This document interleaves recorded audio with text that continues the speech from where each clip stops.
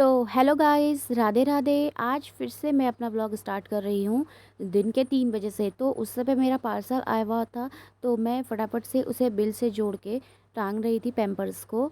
उसके बाद मैंने ये फटाफट से पैम्पर्स को गिन के वहाँ पर हैंगर्स में लगा दिया था। तो थोड़ी देर बाद बचा सामान बचा था, तो मैंने सोचा इसे कहाँ पे लगाऊं। तो फिर मैं सोच रही थी, मुझे आइडिया आ गया कि मैंने उसे रैक पे लगा दिया।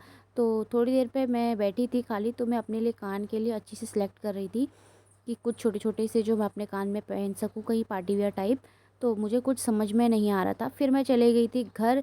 मेरा बेटा क्रेट लाई थी मैं दुकान से कि मुझे इसमें आलू और प्याज रखना था। मम्मी और इसके पापा तो वहाँ पर बैठ के आम खा रहे थे और बाहर से गेहूँ रखे थे। उसके बाद कमरे की हालत कुछ ऐसी कर रखी थी मेरे बेटे ने।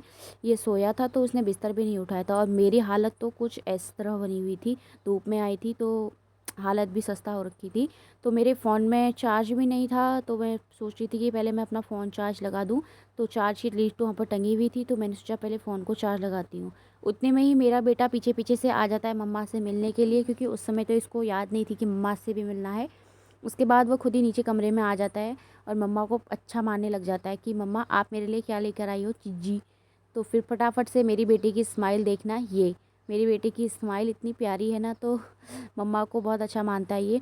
उसके बाद से मैंने इसी के साथ खेला, फिर मैं बनी चली गई थी चाय बनाने के लिए, और मेरा बेटा अपने लिए मम्मम लेने के लिए किचन में ही आ गया था। किचन से वो अपने लिए मम्मम लेकर गया।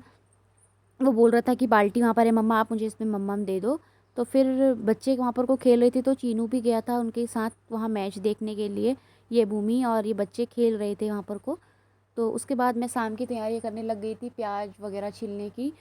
तो मैं अपनी सासू माँ को चले गई थी चाय देने, क्योंकि वो साफ़ कर रही थी गेहूँ।